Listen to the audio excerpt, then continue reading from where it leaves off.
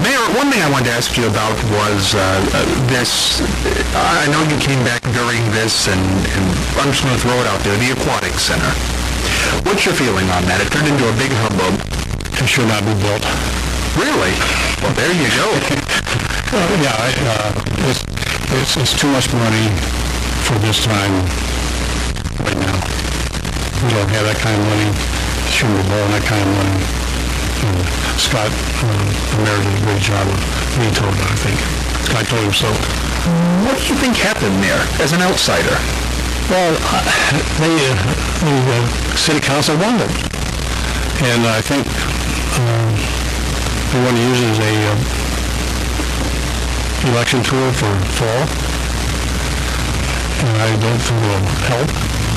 It might hurt.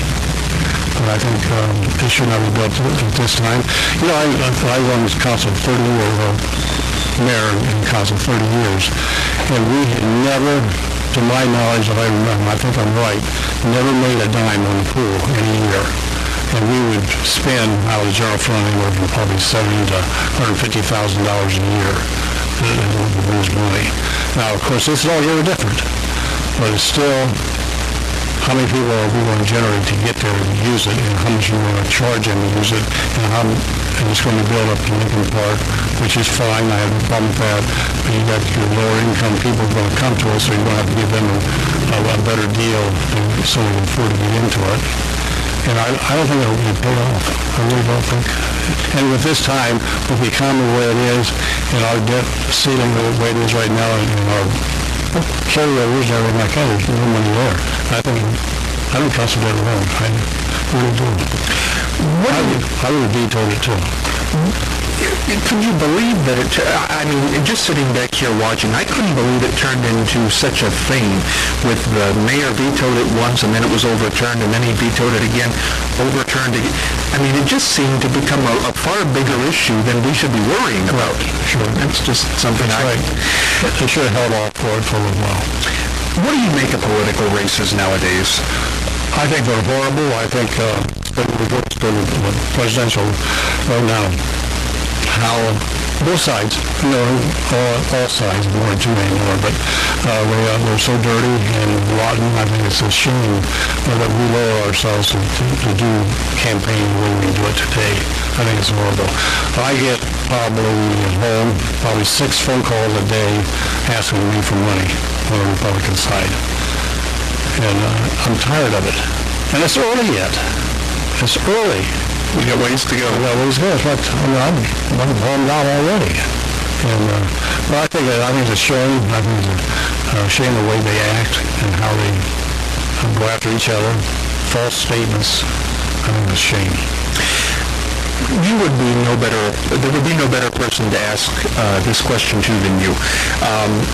Mayor Schertzer is approaching the end of his first term. Or could be a second, we don't know. What would you say his report card looks like? Well, he's done a lot of positive things. I don't think there's anything that I would say Scott has done wrong. Because I got to look at Scott's race a little bit different because the economy is so bad right now. They don't have money. And he's getting blamed for a lot of things that he has no control over right now. You know, like the streets are horrible. And, but, you know, if you don't have the money, because the city's got to balance their budget. They're not like the federal government. They got to balance. So they can't spend more than they got. And you can see what's going into 2012 don't look very good for the city right now. So in the streets, they still have money to fix the streets where they should.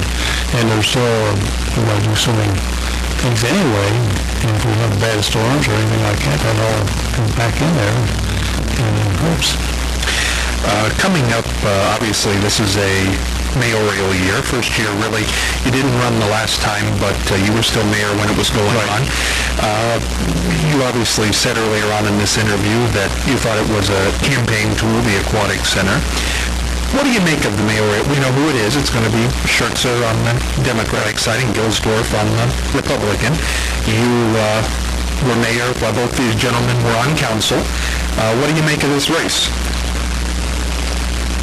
I know, it's a big question.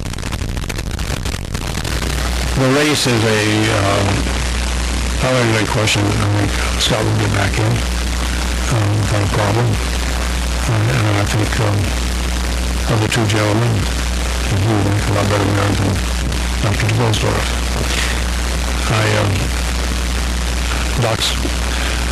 He and I had some problems, and he was in council and I was mayor. He was a very demanding man, and I would not like to see him as mayor. So I don't think he did a good job. Now, Mayor, you realize that's a heavy statement. He's a Republican, I'm a Republican. That's what I'm saying. That's a heavy.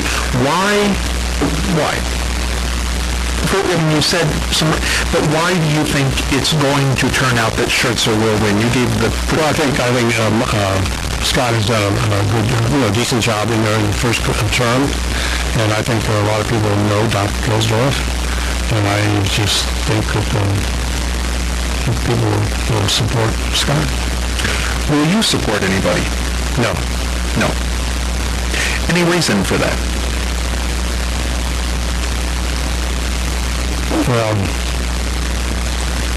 I just will not support anyone. Would you? Not financially or anything like that. Well, let me just ask this. Would there ever be a case where you would ever cross party lines? Oh, yeah. Okay. Oh, yeah. Mm-hmm. But in this particular race, no. Not right now, no. Not right now. Okay, that's fine. I appreciate your honesty. I really do. Tell me what the future holds for Jack Kellogg. You're doing well. You feel well. Feel well. You're good. You're traveling. You're having a good time. Are you going to be content to stay in retirement? Oh yeah. Well, let me put this. We have a kind of a museum in our house. We have a lower level basement, which is 2 huge rooms, and I have a large collection of, my wife and I together have a large collection of presidential items through the conventions I've been to and collecting over the years, and people give me stuff, and I buy a lot of political stuff. Down in Florida, you can buy a lot of political stuff pretty good because people are older down there and they take it and put it in the markets down there, and you can buy a lot down there. And then I have a large Kellogg cereal collection. Huge. For a matter of fact, 400. She inventory the last 2 weeks, and there's 495 pieces of it. And I got, and she worked at Marine Power Shovel. I'm not supposed to say how many years, but if I remember right, it's 48. And she had a large collection of Marine Power Shovel items. I'd love to see this sometime. This sounds amazing. Yeah. Mm-hmm. Then I got Marion County stuff, too, all kinds of Marion County history. And I got, of course, all my 30 years of politics. And I got my bedroom suit and dresser down there in the basement I had when I was a kid. And I got then one big section of old tools, the old iron heavy tools. I got 300 of those down there. So I got a real nice, and that keeps us busy. And we look down there a lot. And she loves it, and I love it. And so we spend a lot of time down there getting the things. We just about got everything done. Just sat there and worked and just about completed it. So we got to stop down. That sounds very, very interesting. Do you ever see coming back to Marion full-time?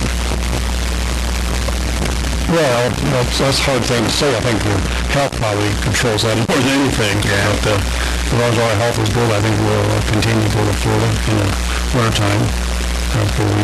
We have a lot of friends down there, and my dog's got a lot of friends down there. And we live right next to a large county park that my dog and I go there every morning and walk, and there's deer, alligators, and everything over there. Do you miss shoveling snow? No. There you go. That's a good reason to go away for the winter. Nothing else. I have a crew that does that when we're going. I wanted to tell this story before we let Mayor Kellogg get on out of here. And I don't know if I've ever told this. I don't think I ever have on air. But I was doing a charity event for juvenile diabetes. 2005, I think it was, and we were honoring Madge Guthrie, who was, oh gosh, great lady, loved her to death. And I had called your office and said, could we get a proclamation for Madge? And you said, certainly, no problem. She's obviously very respected. And we set this up probably 4 months out. And the week of the show I think was on a Thursday night, and it was sometime over the weekend, but your wife passed away. And I thought, November of 2005. Right. And I thought, well, the mayor, we've advertised him to be there, but certainly this is an exception, that this is a horrible time. You showed up. You showed up and you read it. And I've always appreciated you for that and thought, what a magnificent person you were. Dedicated. I always tried to go to everything I could. It was a 7-day job, 7 days a week. And always something going on the weekends that you had to go to. Well, I enjoyed it though. That was my job, and that's how I made a lot of friends though, by doing things that way. Like another thing that the mayor does, we perform marriages, and I would do about 100 a year. Really? Yeah. So I had married a lot of people. Well, what's your best memory aside from the political aspect of it, from being mayor? Well, that was a difference, especially where I performed. I had to do it in Marion County. Couldn't be out of Marion County. That's the only place I could do them. But some of the locations I had to go and do them. What was the best, the funniest?